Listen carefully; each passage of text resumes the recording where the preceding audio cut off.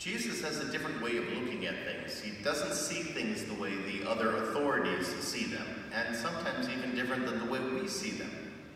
You think about it, those authorities had been trained for many years on the Jewish way of thinking, on the law of Moses, on the history of God's interaction with humanity.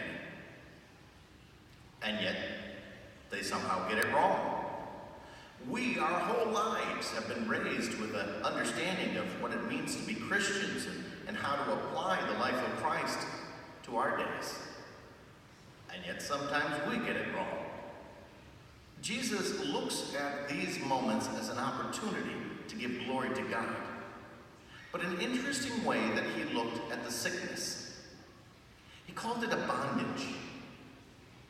She was in some sort of bondage that needed to be set free.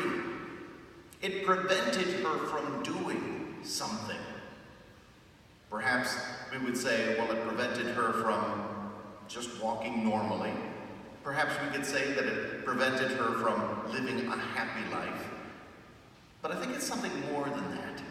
He's using a specific kind of wording that goes back to the law of Moses, goes back to the escape from Egypt, to all that God had done. In order for her now to live as God's child, he needs to empower her, to set her free from the things that have become obstacles.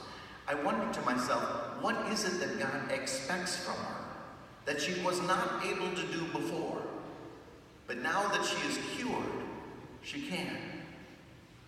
And I have that perspective. Instead of thinking, Lord, take away my suffering so that I can go do what I want to do.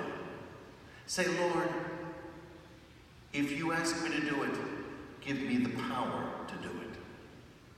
If there's something you want me to do, take away my obstacles. If there's some way of living that I'm not able to do on my own, set me free, that I might please you. I wonder a little bit about suffering. You know, on some level, I think that it can be holy. It could be for God's glory. It could be connected to Jesus on the cross.